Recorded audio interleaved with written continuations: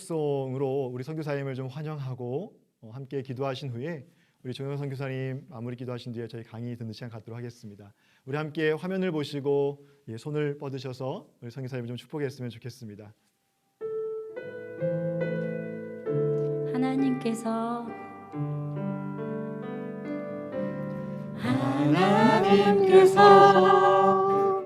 당신을 통해 메마른 땅에 샘물 나게 하시니 가난한 영혼 목마른 영혼 당신을 통해 주 사랑을 원하네. 이 시간 우리 강의하시는 조난 선교사님 성령께서 함께해 주시고 기름 부어 주시도록 또 이곳 함께 참여한 우리 모든 말씀의 사역자분들 가운데 또 열방대학 간사님들 가운데 함께해 주셔서 하나님 이 귀한 말씀을 통해 다시 한번 우리가 이 팬데믹 시대 가운데 하나님 나라와 영광을 위해서 다시 꿈을 꾸게 하시고 다시 달려나갈 수 있는 그런 좋은 하나님 변화의 시간이 되어줄 수 있도록 성령 이 시간 모든 가운데 운행하여 주십시오라고 우리 함께 좀 통성으로 기도했으면 좋겠습니다. 함께 기도하시겠습니다. 하나님 감사합니다. 귀한 조난 선교사님을 통해서 하나님 우리가 이 팬데믹 시대 가운데 어떻게 하나님 나라를 위해서 준비해야 되는지 또 나아가야 되는지 하나님 그 모든 것 가운데 우리가 계시 하여 주십시오. 하나님 이 말씀을 통해 도전받게 하여 주시고 성령의 인도하심 가운데 순종하며 나아갈 수 있는 모든 저희들 되어지도록 주님 함께해 주십시오. 온라인 상황과 그 모든 것들 가운데 주님께서 주장하여 주시고 주님 이 모든 시간 가운데 운행하여 주십시오. 성령님 이곳에 가득하게 채워주십시오. 하나님 각자의 자리 가운데 성령님 충만히 임재하여 주십시오. 네 주님 함께해 주십시오. 하나님 아버지 은혜를 감사합니다. 이렇게 귀한 이 감성을 통해서 전 열방에 흩어져 있는 우리 사역자들을 한 공간 속에 모이게 해주셔서 참으로 감사합니다. 이것도 하나님의 은혜요, 또 하나님의 예비하심이고 또 하나님께서 하시는 일이라고 믿습니다. 함께 짧은 시간 남는 시간 가운데 성령 하나님께서 친히 운행하시고 우리의 생각과 마음 가운데 하나님 이 시대를 살아가는 우리 모두들에게 꼭 필요한 주의 음성을 들려주시기를 기도합니다. 다시 한번 이 시간에 대해서 감사드리고 예수님 이름으로 기도합니다. 아멘.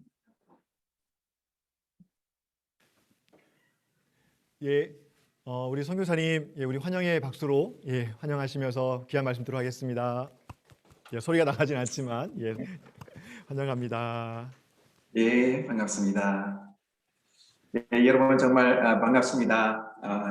저는 남미 칠레에서 사역하고 있는 전황 선교사입니다. 먼저 지난 한 해 동안 정말 수고 많으셨죠. 그리고 이런 사태 가운데서 잘 견뎌내신 모든 분들께 감사와 축하를 드립니다. 어제 제가 이 모임을 시작하는 것을 들으면서 또 열방 가운데 사역하고 계신 많은 분들 또 그 사역들의 그 보고를 들으면서 너무 뿌듯하고 너무 감사하고 참 감격이 되는 그런 시간이었습니다. 하나님께서 우리 가운데 여전히 새로운 일들을 행하시고 새로운 방법으로 하나님께서 시작하신 일들을 새롭게 하고 계신다고 믿습니다. 제가 이 강의를 준비하면서 왜 저에게 이런 모임에 초청해 주셨을까 고민이 좀 됐었습니다. 아마도 먼 발치에서 이렇게 사역하고 계시는 많은 선배님들이 많이 계실 텐데도 그런 분들의 어떤 모델보다도 대부분의 여러분의 코 앞에서 앞서가고 있는 그 동료로서의 그 뒷모습이 조금 더 현실적이지 않을까 하는 바람에서 제게 부탁하신 것 같습니다.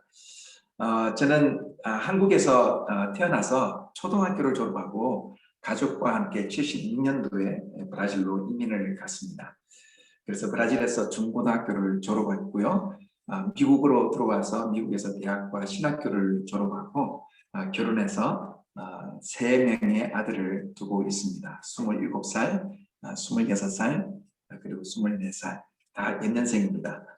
하나님께서 특별히 제가 그 예수님을 영접하고 구원받은 다음에 특별히 제가 이제 구원받고 새롭게 된 저 대학 학창 시절에 그 학생들에게 복음을 전하고 사회 갈 것에 대한 부담감을 주셔서 86년도부터 대학 사역을 시작했고요. 미국에서 두 대학교에서 대학 교회를 개척해서 사역을 했었습니다. 그러다가 86년부터 이제 대학생들을 섬기기 시작했는데요.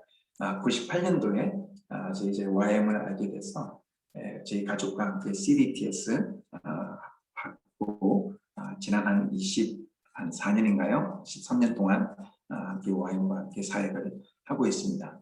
지금 제가 하고 있는 사역은 우리 열방대학, 국제 열방대학 가운데 여러분께서 잘 아시겠지만 열방대학에는 다양한 단과대학이 있고 또 센터들이 있습니다. 그 센터들 가운데 특별히 대학생들과 이 전문인들에게 복음을 전하고 또 그들을 선교에 동원하는 일들에 이렇게 노력하고 있는 센터가 있는데요. 그 센터를 현재 디렉터로 섬기고 있습니다. 여러분과 함께 나누게 될 이 주제에 대해서는요. 이미 지난 1년 동안 수많은 연구들과 발제가 있어 왔습니다. 거기에 무엇을 더 보태기가 정말 어렵고 부담스럽고 또 많은 분들에게는 너무 진부한 주제가 되지 않을까 하는 고민이 있네요.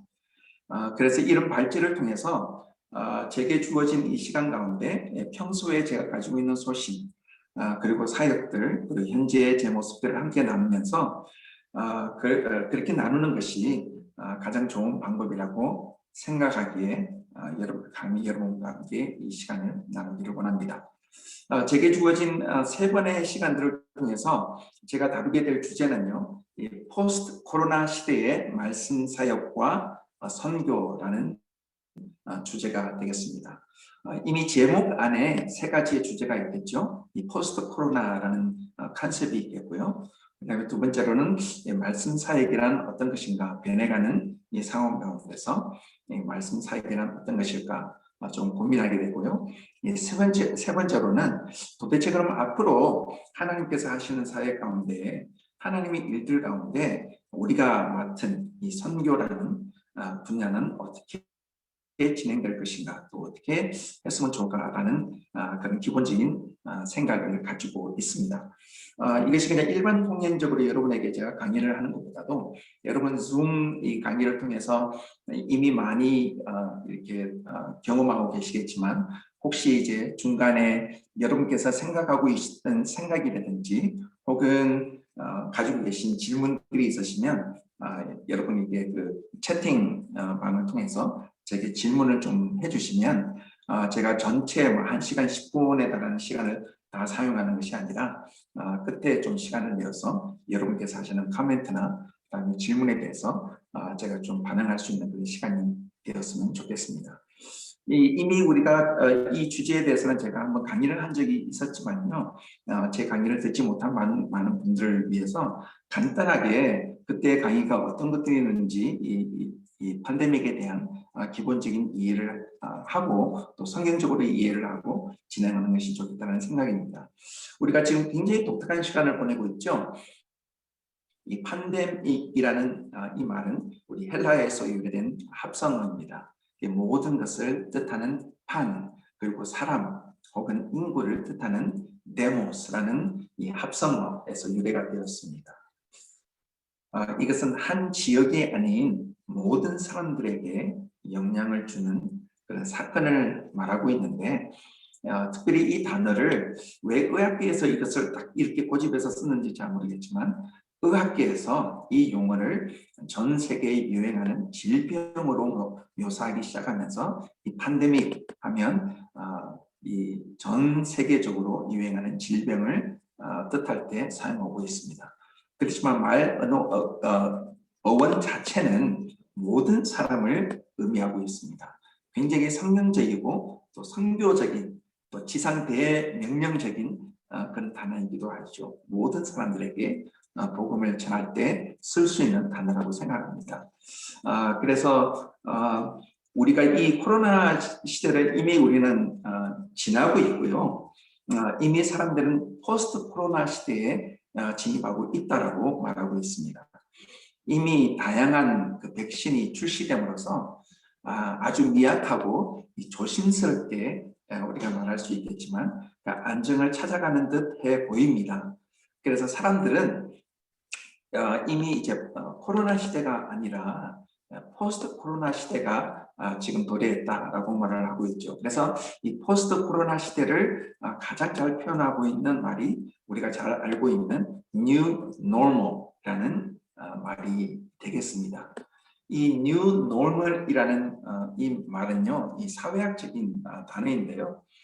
사회에 닥친 어떤 위기, 팬데믹이라고 말할 수 있겠죠. 팬데믹으로 인해서 사회의 모든 분야에 걸쳐서 생겨나는 그 팬데믹 이전의 사회에 견주어서 대비해서 새로워진 안정기를 뜻할 때, 표현할 때 쓰는 단어입니다.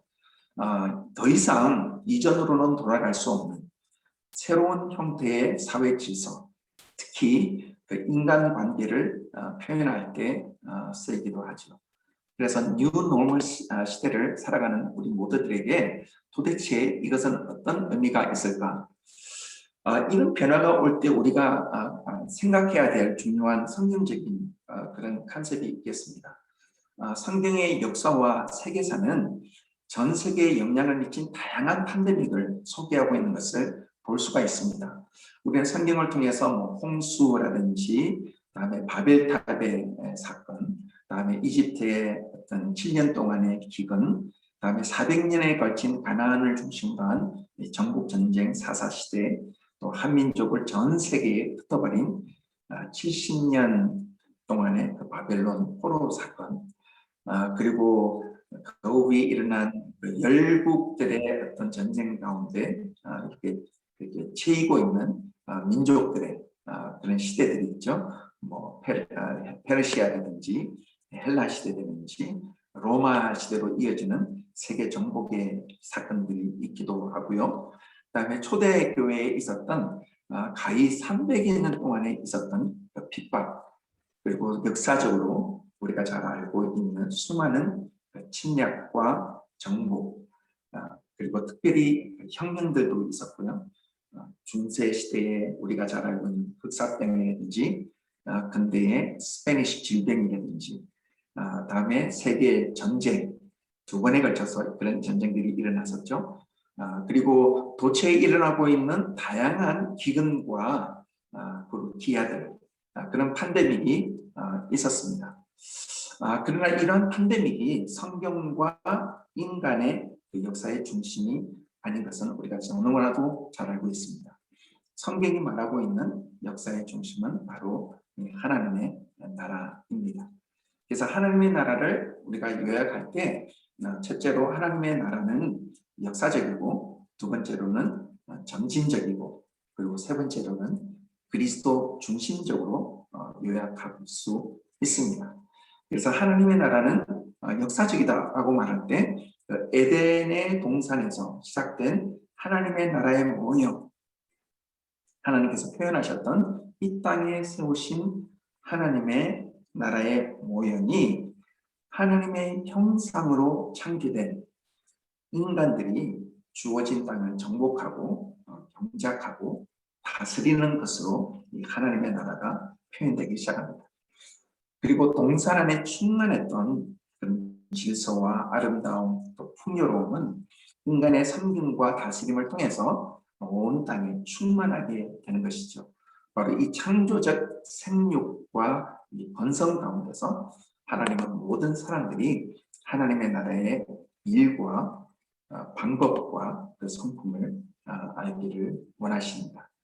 그래서 예수님이 가르치신 기도처럼 하나님의 나라가 임하시는데 하나님의 계획과 전략이 하늘에서 이루어진 것 같이 땅에서도 이루어지는 것이죠. 그래서 비록 죄와 타락의 결과로 야기된 많은 팬데믹이 있음에도 불구하고 성경은 하나님의 나라를 이루어 나가는 다양한 사람들의 등장과 반응에 주목하고 있다는 것은 정말로 중요합니다. 그래서 성경은 팬데믹에 초점을 비추는 것이 아니라 이 팬데믹은 우리가 피할 수 없는 죄의 결과이기는 하지만 그 가운데서 계속해서 나타나고 있는 하나님의 사람들에게 초점을 맞추고 있다는 것이죠. 그래서 바벨탑 사건을 통해서 등장한 아브라함이라든지 이 홍수를 통해서 등장한 노아라든지 이집트의 기근을 통해서 이렇게 나타난 요셉이라든지 주위의 강대국 가운데 유형 국가로 세워지기 위해서 등장한 모세, 요수아, 사사들, 왕들, 선지자들, 그리고 바벨론 포로 시대를 섬긴 이 다니엘과 많은 이 선지자들의 이야기들이 있고, 로마가 지배하던 그런 시절에 성육식 하신 예수님의 이야기, 그리고 성령의 능력으로 탄생한 초대교회, 땅끝까지 이 복음을 전해 나갔던 성도들과 제자들의 이야기, 그리고 오늘날 이 이야기는 현재 이 COVID-19이라는 이 팬데믹이라는 시기를 살아가고 있는 우리에게까지 이어진다라고 말할 수가 있겠습니다. 우리가 정말 기억해야 될 것은 이 팬데믹은 하나님으로부터 온 것은 아니라는 것이죠. 하나님께서 허락하신다고 하나님께서 인정하시는 것은 아닙니다. 성경은 요한복음 10장 10절에 이 도적이 오는 것이 훔치고 죽이고 멸망시키는 것이되 라고 말하고 있습니다. 이 코로나라는 말이 라틴어로 이 왕관이라는 뜻입니다.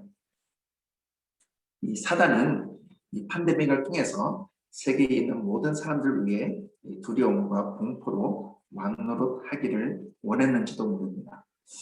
그렇지만 하나님은 생명이시지요.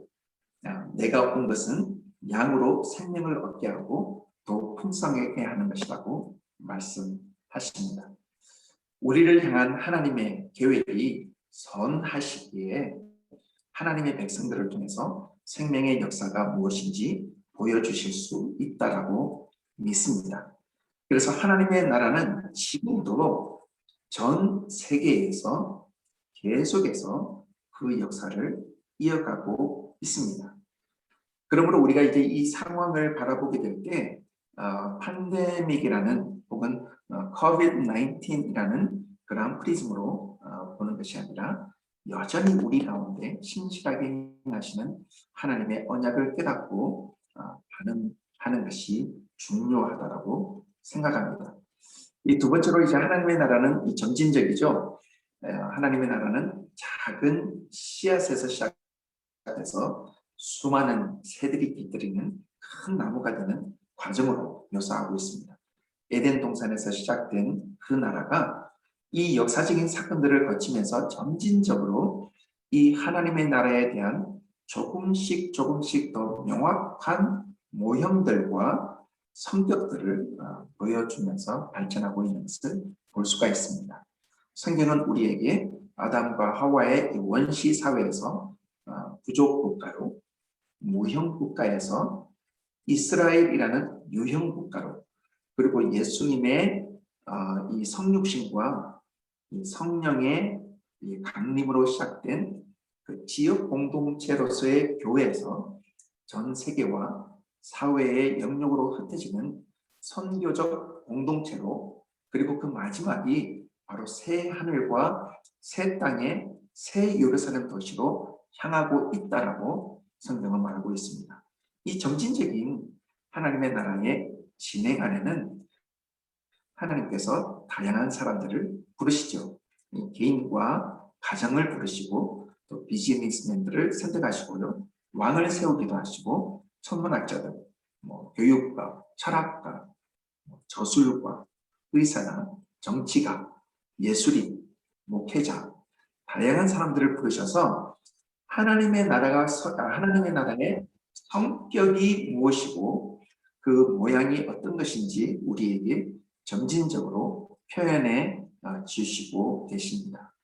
그래서 우리가 잘 아는 대로 하나님의 나라가 죽은 후에 도달하는 것이 아니라 이미 전개되고 있는 그 과정 속에 하나님은 저와 여러분들을 초청하셔서 살고 있게 해주심을 알아야 되겠습니다. 정말 재미있는 사실은요. 이 역사적으로 이 팬데믹이 일어날 때마다 이 언어와 문화 그리고 지정학적인 변화가 일어났던 것을 우리가 볼 수가 있죠. 그래서 기존의 패러다임을 벗어나는 새로운 돌파가 일어났었습니다. 하나님의 말씀을 표현하는 매개체로서 구약 시대에 히브리어라는 그런 언어를 사용하셨다면 신약 시대에는 헬라어, 중세 시대에는 라틴어, 그리고 영어로 번역을 다양한 언어로 번역을 통해서 전 세계에 복음이 전파되고 있는 것을 볼 수가 있습니다. 하나님의 그 복음이 이 팬데믹 때문에 야기된 어떤 지정학적인 그 틈을 파고들어서 이 팔레스타인 지방에서 시작된 이 하나님의 나라의 복음이 로마를 거치고 유럽을 통과하고 또뭐 아시아를 통해서 아메리카 대륙을 통해서 아시아와 전 세계 안에 전파되고 있는 그 계기가 되었다는 것을 볼 수가 있습니다. 그래서 이번 이 COVID-19 사태고 팬데믹 사태는 앞으로 우리가 이렇게 예측할 수 있는 것이 있죠. 하나님의 나라의 모형이 계속해서 전개될 것이다. 그리고 어떻게 전개될지에 대한 어떤 지표, 랜드마크를 제공하는 것 같습니다. 그것은 한 지역에서 발생한 이 아주 자그마한 이 바이러스가 어떻게 이렇게 급속도로 모든 나라와 사회의 영역에 영향을 미칠 수 있다면 아마 지금부터 우리가 시도하고 있는 일들이 야기할 파장이 어떨지 우리에게 예표해 주는 것 같습니다. 우리가 시도하고 있는 일들이 이미 우리가 보고 있는 것과 같이 시도하고 있는 일들의 그 파급 효과는 그 어떤 때보다도 빠르고 파격적이게 진행될 것으로 기대되고 있습니다. 이와 더불어서 하나님의 나라의 확산 역시 이전보다도 훨씬 빠르고 광범위적으로 이루어질 수밖에 없겠다고 보겠습니다. 우리는 이 예표가 이미 우리 가운데 시작되고 있죠. 지금 여러분과 저가 이 줌이라는 매체를 통해서 이 다국적인 사람들이 동시다발적으로 모임을 갖고 예배가 가능하고 고유한 정보들, 학문적인 지식들 이런 것들이 평준화되고 있고요.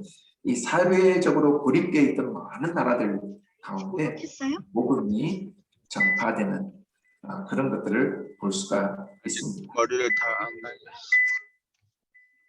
날렸어. 그래서 우리 특히 이제 공적으로 신앙을 표현하지 못하던 나라들과 민족들과 사람들이 이 개인적인 이 매체를 통해서 신앙을 이렇게 표명하고 훈련도 가능하고요.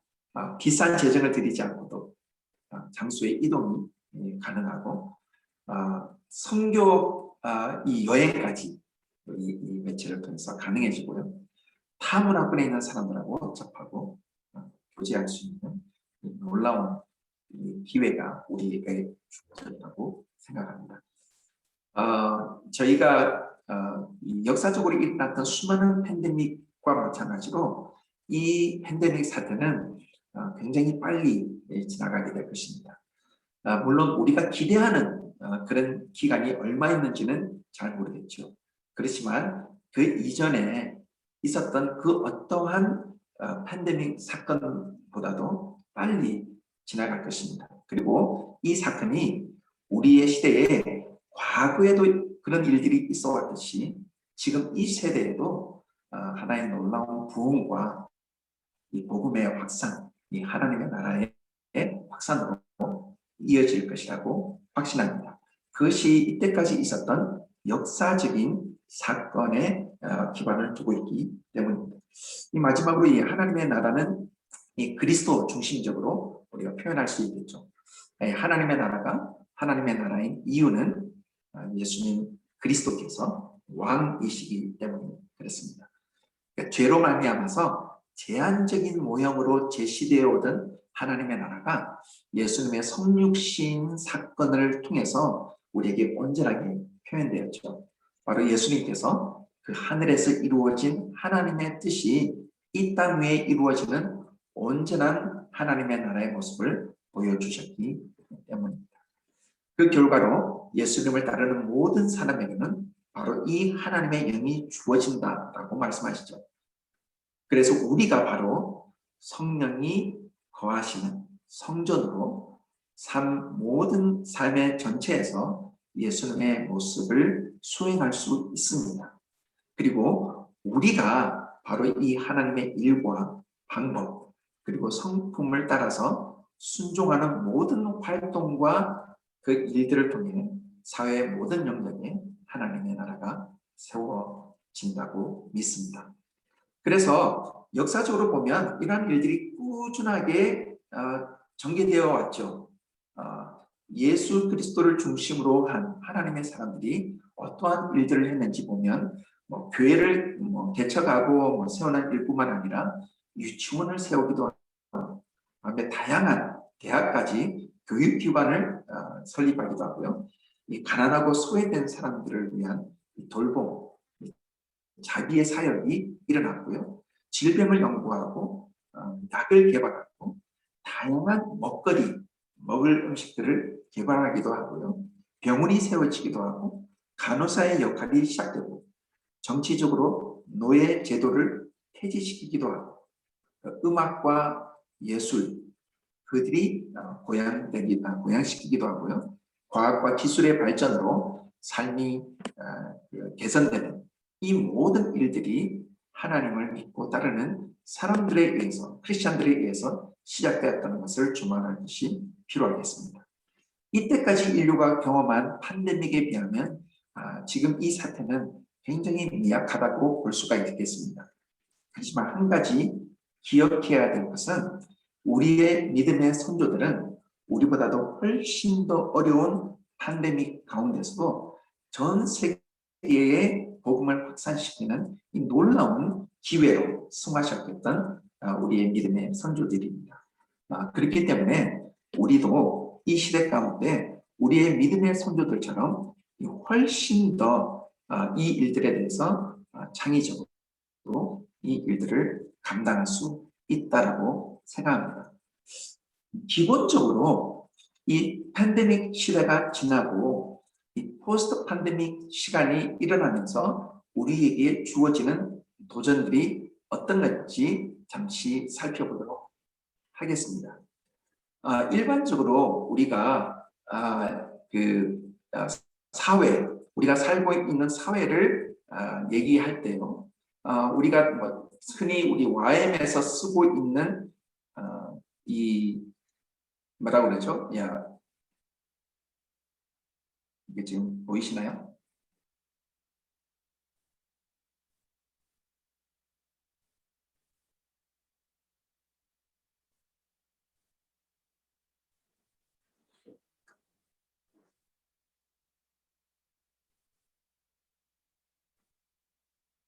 예, 일반적으로 우리가 생각하고 있을 때 이 개인과 이 공동체를 형성하는 한 사회를 구성하고 있는 사회의 영역들을 얘기할 때 우리가 흔히 얘기하고 있는 교육이라든지 혹은 가정이라든지 이 정치라든지 경제라든지 예술이라든지 미디어라든지 이 종교의 영역이 있다고 생각합니다.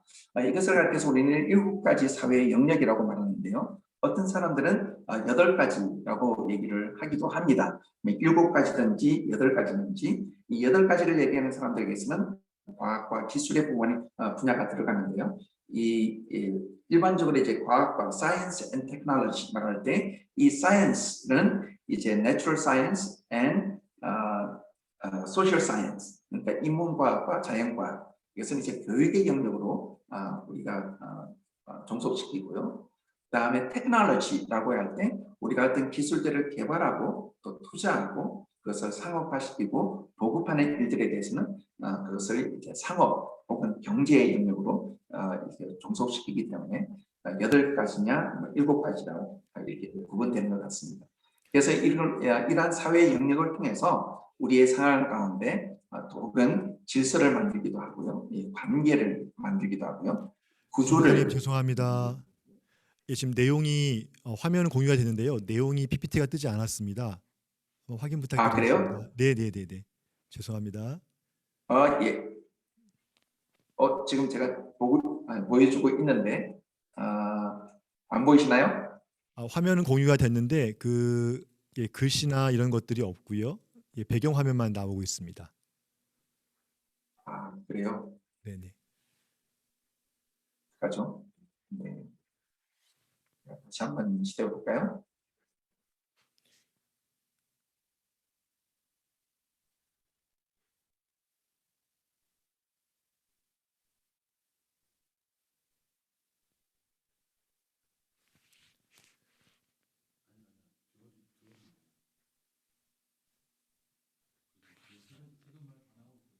아직도 안 보시나요?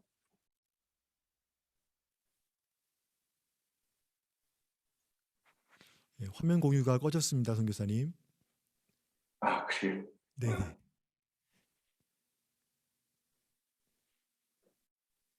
꼭이 수용할 때 일어나고 있는 그런 현상들이죠. 잠시만 한번 기다려 보겠습니다. 혹시 지금 보이시나요? 예, 보입니다. 네, 네, 보입니다. 감사합니다. 고맙습니다.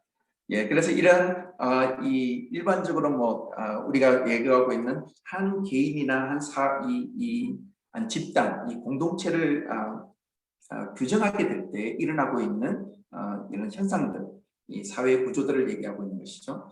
그래서 우리가 얘기하고 있는 이런 관습이라든지 구조라든지 관계라든지 질서라든지 일상생활이라든지 기관이라든지 이 규칙들이 이런 사회 영역을 통해서 우리의 일상생활과 개인과 한 공동체의 이 성격들을 결정한다고 우리는 말하고 있습니다. 이것이 바로 이 사회 영역의 개념이 될 수가 있겠는데요. 그렇지만 우리가 잘 아는 대로 이 사회 영역이라는 것은 이렇게 명확하게 7가지 혹은 8가지의 영역으로 구분되어 있지 않습니다. 예를 들어서 여기서부터 저기까지가 가정이고 그 다음부터 어느 한 영역까지가 예술의 영역이고 이 정치의 영역으로 이런 식으로 사회는 이 영역들이 명확하게 이렇게 구분되어 있지 않습니다. 오히려 이 모든 사회의 영역들은 이와 같이 다 이렇게 혼합되어 있다는 것이죠. 지금 우리가 모이고 있는 인수운도 마찬가지죠. 이것은 공동체의 영역이기도 하겠지만 여기에 지금 어떤 것들이 있죠? 이 과학과 기술이 들어가기도 하고요. 다음에 여기에는 경제적인 어떤 부분도 들어가기도 하고요. 다음에 미디어, 커뮤니케이션의 영역도 들어가죠. 이 과학과 기술의 영역이 들어가기도 합니다. 그리고 이제 아티스틱한 예술적인 영역도 들어가기도 하고요. 그다음에 이 가운데서는 우리가 가지고 있는 믿음의 체계 그리고 교육도 들어가고요. 이 줌이라는 이 공간 안에 이 모든 것이 들어간다는 것이죠. 자, 그렇다면 우리가 얘기를 하게 될 때 도대체 우리가 가지고 있는 사역이다, 부르심이다. 이것은 이 핵심에서 나옵니다. 그래서 우리는 이 세상 가운데 하나님께서 우리를 부르신 그 부르심에 우리가 반응하기 위해서 우리가 이렇게 생각한다는 것이죠. 나는 이 세상 가운데 모든 것들이 이렇게 섞여 있는, 모든 사회의 영역이 섞여 있는 그 사회 가운데 나는 하나님의 말씀을 가르치는 것이 이 사회의 모든 영역에 있는 사람들에게 이들을 제자화하고 하나님의 나라가 임하게 하는 것이다 라고 믿는 사람들에게 있어서는 이 말씀 사역은 그들의 핵심이 되고 사역과 부르심이 됩니다. 어떤 사람에게는 유치원 아이들이에요. 나는 아이들에게 복음을 전하는 것, 아이들을 가르치는 것, 교사로 살아가는 것. 어떤 사람에게는 의사로 살아가는 것, 어떤 사람에게는 정치가로 살아가는 것, 어떤 사람에게서는 나는 대학 사역이다. 이 대학 사역을 통해서 이 사회에 있는 모든 사람들이 훈련을 받고 변화를 받을 수 있고 기여할 수 있다라고 믿는 것이죠. 바로 이러한 이 사역 가운데서 만약에 우리가 생각하고 있는 사회의 영역들이 우리에게 주어진다면 지금 현재 이 코로나 사태를 지나고 있는 이 팬데믹을 지나고 있는 그래서 포스트 팬데믹 시간 가운데 일어나고 있는 일들이 어떤 것들이 있을까요? 지금 지나간 이 코로나 사태 가운데 지금 어떠한 사건들이 일어나고 있는 것은 이 사회학적인 그런 관점에서 보게 되면 아주 흥미로운 것들을 볼 수가 있습니다. 저는 무슨 미래학자도 아니고요. 저는 예언가도 아닙니다. 그렇다고 해서 뭐 제가 미래를 점칠 수 있는 것은 아니지만 현재 진행되고 있는 전 세계적으로 이 코로나 사태가 야기하고 있는 또 야기함으로 인해서 지금 일어나고 있는 이 사회적인 현상들이 어떤 것인지를 바라보면 좀 희미하게나마 앞으로 어떤 식으로 우리의 사회가 변화되어 가고 있는지를 볼 수 있지 않을까라는 생각이 들었습니다. 그래서 보게 되면요, 이 우리에게 주어진 이 마치 1960년도에 이 토머스 콩이라는 사람이 이 패러다임의 전환이라는 그런 그 개념을 우리에게 소개를 했었죠. 그 사람이 발견했던 것은 이 과학의 발전은 꾸준히 발전해 오는 도중에 어느 한 큰 사건으로 인해서 큰 전환을 가져오는 과정이 있었다라고 이 사람이 관측하면서 시작된 단어입니다. 파라다임의 전환이라는 것은 꾸준하게 이미 전개되어 오고 있었는데 어떠한 사건을 통해서 우리에게 완전히 뒤바뀐 세상을 또 바뀌어진 그런 관점을 가진 세상으로 우리에게 소개하고 있다라는 것이죠. 그래서 이번 이 코로나도 그동안 꾸준히 말하고 있던 것들에 대해서 이 코로나 사태가 그것을 가속시켰다라고 말하는 것이 일반적인 견해라고 할 수가 있겠습니다. 여러분 사실 줌은 원래 있었습니다. 10여 년 전부터 이 줌이라는 매체는 있었습니다. 그리고 우리가 잘 아는 대로 다양한 인터넷 매개체를 통해서 사람들이 이미 소통하고 있었고 공유하고 있었고 교육하고 있었고 다음에 나라와 나라들 가운데 정보들이 교환되고 있었습니다.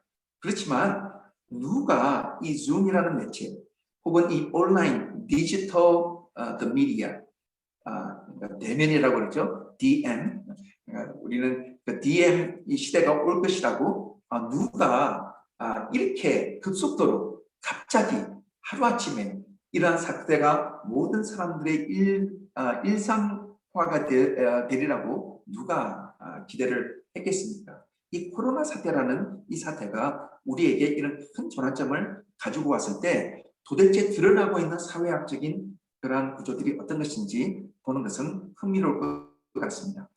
이것을 전체적으로 컴프렌시브 모든 것들을 갖다 다 말씀드릴 수는 없겠지만요. 이 정치적인 영역들을 바라보시면서 이 영역들을 제가 간단하게 몇 가지들만 소개를 해드릴 텐데요. 이것을 좀 들으시면서 여러분께서 이 사회 현상 가운데서 이런 일들이 만약에 일어난다면 앞으로 우리가 지금 활동하고 있는 공동체나 우리의 가정 가운데 어떤 일들이 일어날 수 있을까를 조금이나마 예측할 수 있지 않을까라는 생각이 들었습니다.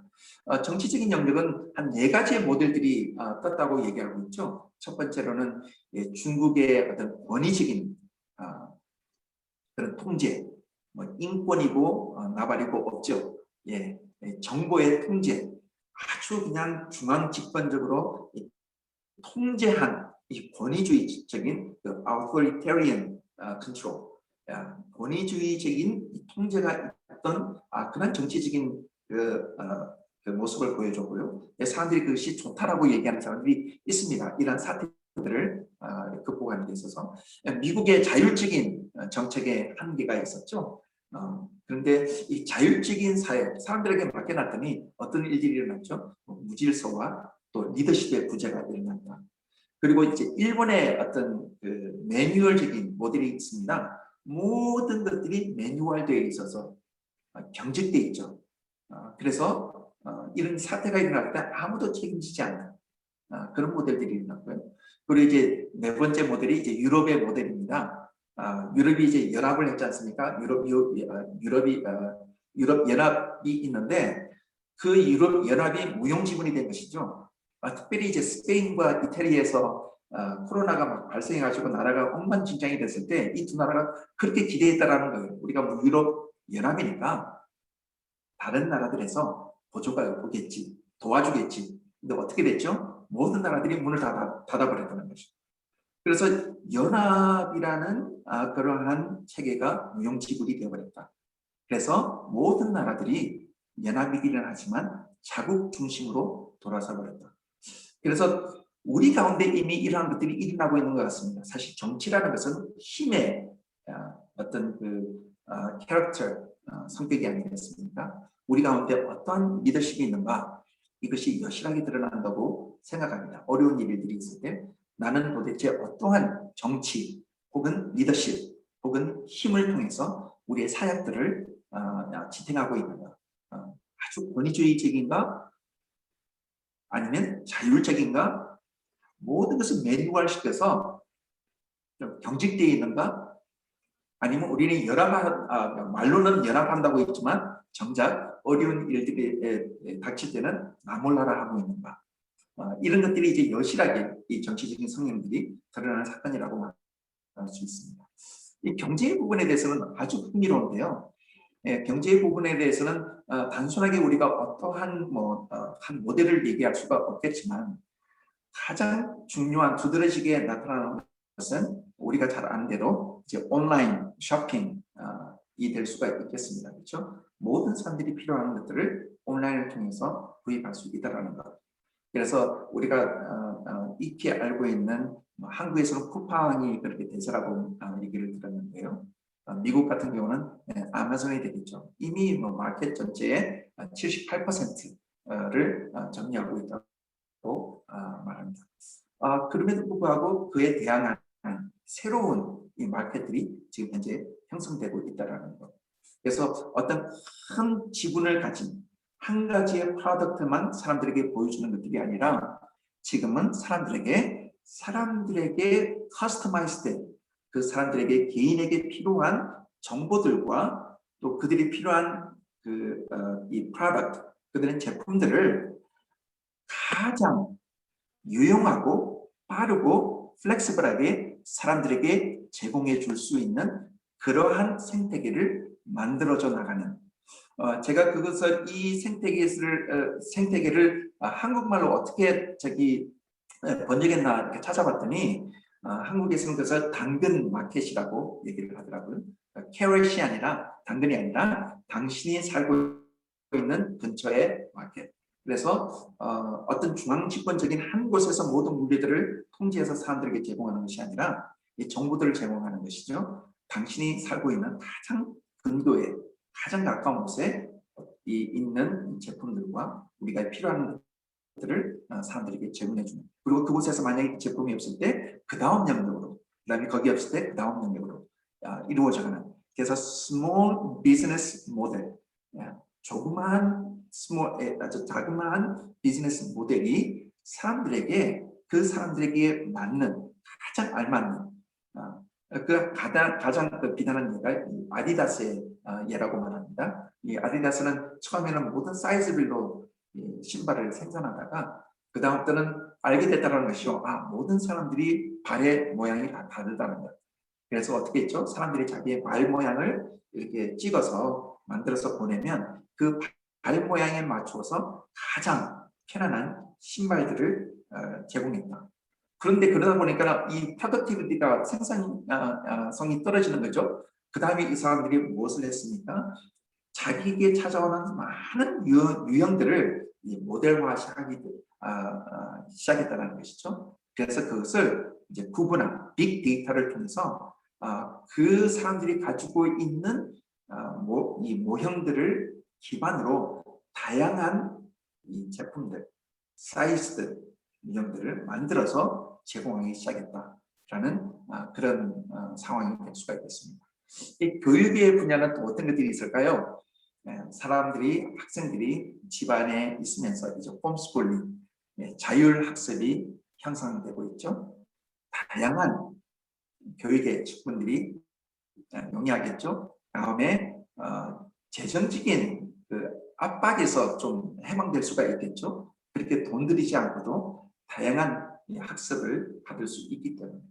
근데 이제 이 교육의 문제에 있어서 가장 큰 이제 우리에게 대두되는 이 포스트 팬데믹 시대에 우리에게 대두되는 문제가 무엇이냐면 퀄리피케이션 프레임워크, 학습 평가의 기준입니다. 도대체 어떻게 이 아이들이 학습하고 있는 것을 알 수가 있을까? 이것은 teaching이 아니라 learning, 가르치는 것이 아니라 학습, 가르치는 데 중심이 아니라 어떻게 아이들이 학습을 하고 있는가, 이것이 굉장히 크게 대두되고 있다고 보고 있습니다. 이것은 특별히 이제 말씀을 전하는 우리들에게 있어서 아주 생각해 보아야 할, 그냥 가르치는 것이 아니라 제가 또 나누겠습니다만은 지키게 하는 것, 사람들이 어떻게 내가 가르치는 데 초점을 둘 것인가, 아니면 사람들이 그것을 학습하고 그것을 표현해내고 그것을 지키게 할 것인가에 대해서 우리가 관심을 두는 것, 중요한 그런 관심이 되겠죠. 이 가족의 영향은 정말 지금 어려운 시간들을 보내겠죠. 사람들이 다르겠습니다. 시간만 많으면 이 가족의 삶이 풍성해질 거라고 그렇게 오해했다는 것이죠. 그래서 우리는 주 6일 근무제에서 5일로도 줄여봤고요. 그래서 사람들이 시간을 더 많이 주면 이 가정이 더 풍성해지고 가족의 시간이 더 늘어날 것이다 라고 기대를 했었죠. 그런데 이제 정작 이 팬데믹을 통해서 깨닫게 됐다는 사실은 뭐냐면 이 forced intimacy, 강압적인 친밀감, 그러니까 자원에서 어떤 친밀감이 아니라 마지못해서 이 강압적인 친밀감이 가져오는 부작용, 그들이 지금 엄청나게 사회적인 악으로 우리에게 다가오고 있다는 것을 보고 있습니다. 그래서 뭐 이혼이 늘어난다든지, 가정의 불화가 일어난다든지, 자살이 늘어난다든지, 그리고 특별히 이 약물 복용, 마약이라든지 또 포르노, 이 성인물에 대한 이 중독, 이런 것들이 일어나고요.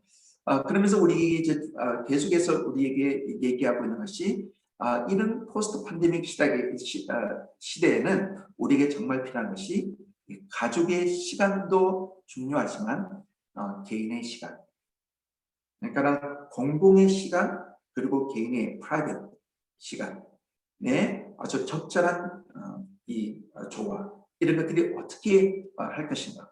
그리고 이제 우리가 정말 잘 알고 있는 우리 기내 그 마스크 가이드 원칙이 있죠.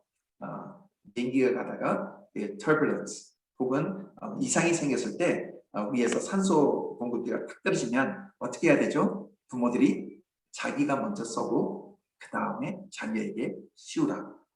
그 말은 무슨 말입니까? 어떠한 사회든지 가정 가운데 그 가정의 머리가 되는 이 부모의 건강이 자녀의 건강을 좌우하고 있다라는 것들을 우리에게 열심히 보여주고 있다고 그렇게 보여주고 있습니다.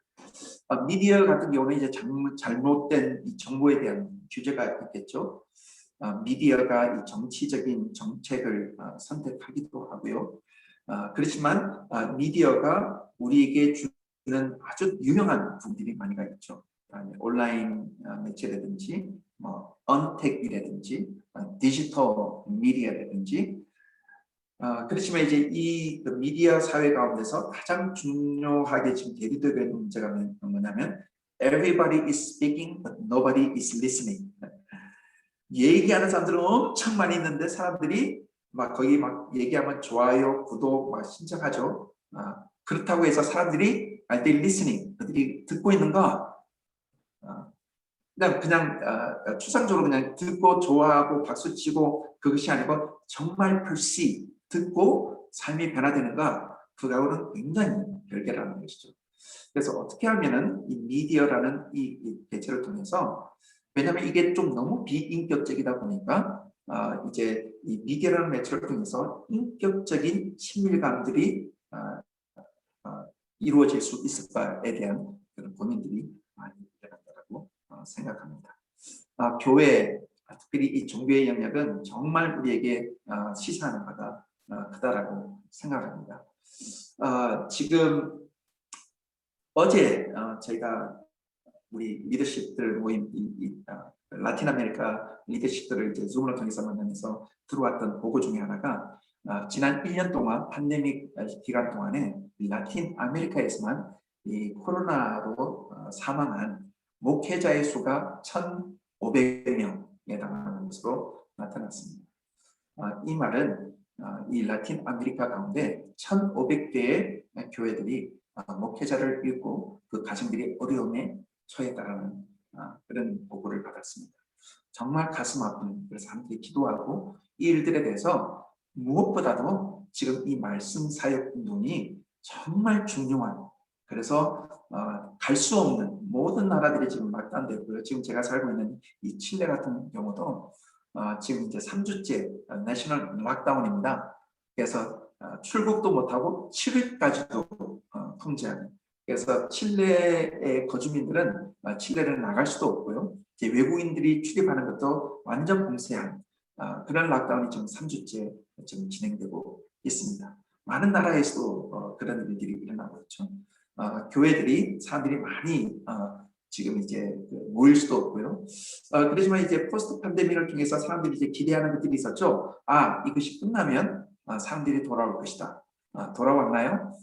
지금 현재 그 바나 그 리서치에서 보고한 바에 따르면 현재 미국의 텍사스라든지 유럽의 영국의 경우라든지 지금 이제 그 통제가 풀려서 전혀 이렇게 소셜 디스턴싱을 안 해도 되는 그러한 영역 가운데 교회들이 오픈돼서 사람들이 모였는데 돌아왔느냐? 지금 돌아온 퍼센티지가 39%.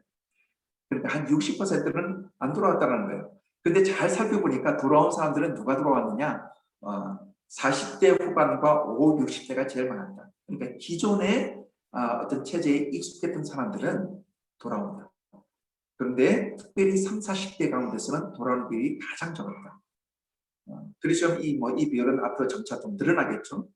그래서 분명히 늘어나지만 한 가지 확실한 것은 100% 사람들이 다 돌아오지는 않을 것이다. 그런데 한 가지 정말 재미있는 리서치의 리포트는요.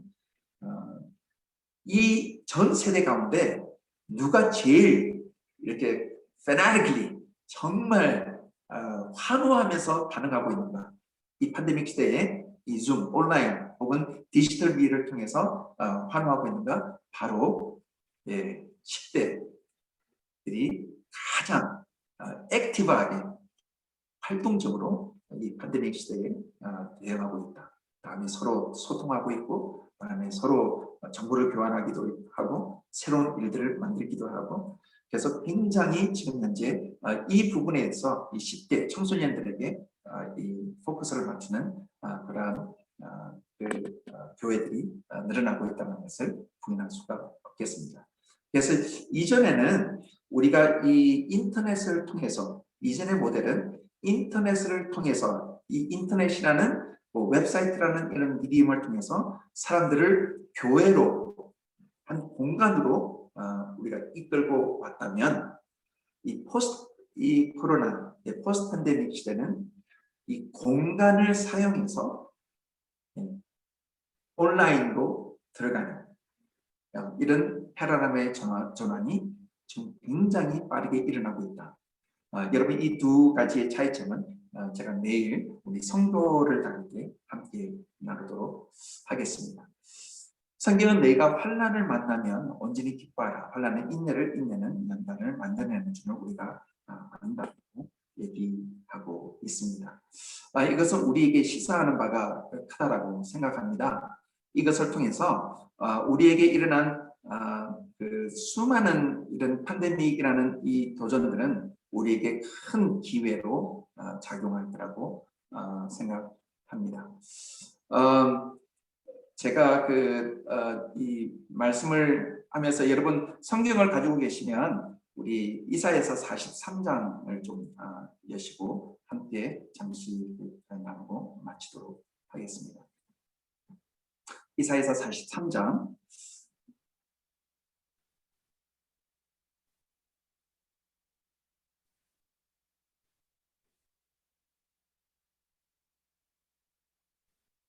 네, 시간이 이제 거의 지났기 때문에 간단하게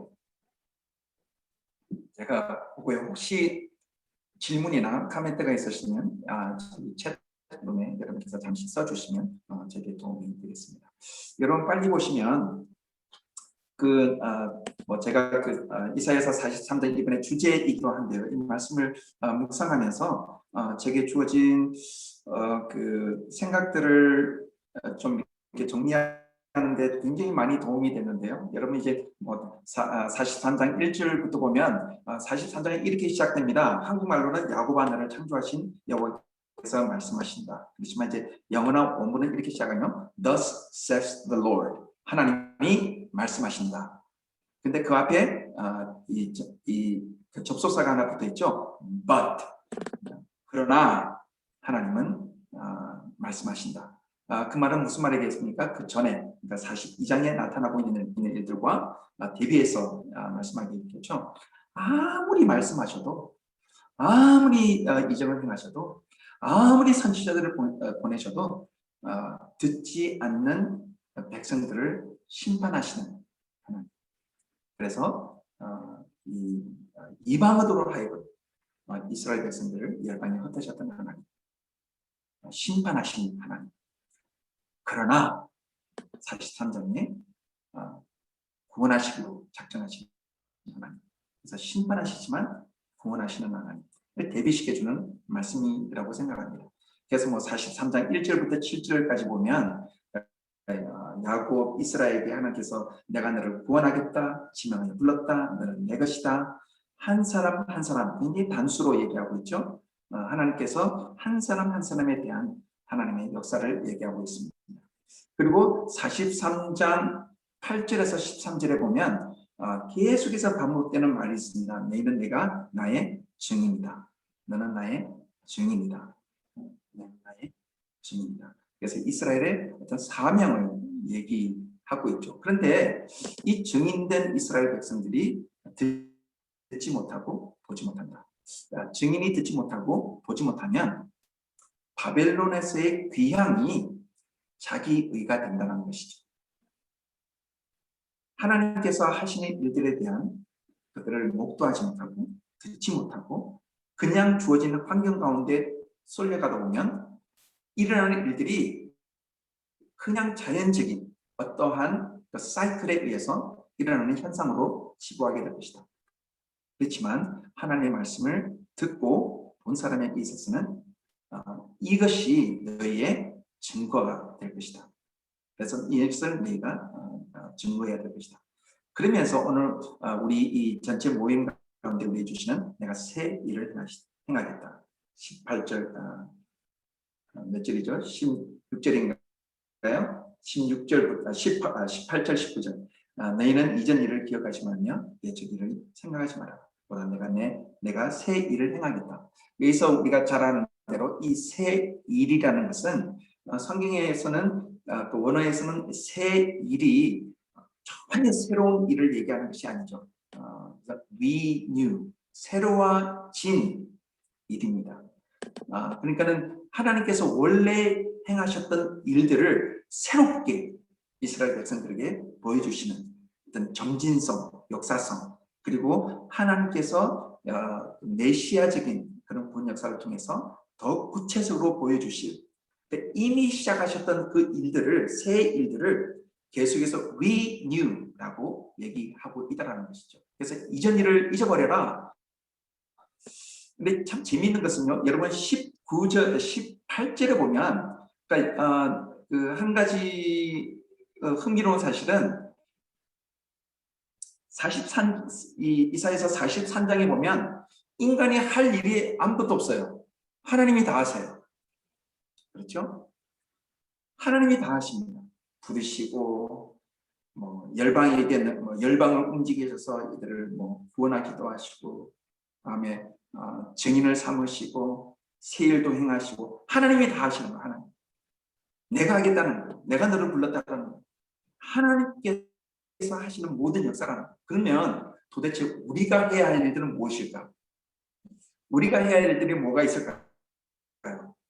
제가 이렇게 이 43장을 묵상하다가 히브리 이제 원어들을 이렇게 좀 대조해서 보면서 발견한 사실인데요. 여기에는 동사가 하나밖에 안 나옵니다. 우리가 해야 할 동사. 그것이 무엇일까요? 18절에 말하는 너희는 이전 일을 기억하지 말아라. 그리고 26절 너는 나로 기억하게 하라. 이 기억하라는 이 동사밖에 나오지 않아요. 우리가 할 수 있는 이 팬데믹 시대 가운데, 이 이스라엘 백성들의 이 포로 시대 가운데 이스라엘 백성들이 할 수 있는 것들이 무엇일까? 하나님께서 역사를 주관하시고 하나님께서 역사를 인도하실 때 우리가 할 수 있는 것들은 기억하지 말라. 그러니까 기억하지 말라는 말이 없었던 일로 치부하라는 말은 아니겠죠. 그렇죠? 기억하지 말라는 말은 어떤 일로 치부하라는 것이 아니라 이전에도 굉장히 중요한 일이었습니다. 그것은 이사야서 43장에서 말하고 있는 출애굽 사건입니다. 놀라운 일이었습니다.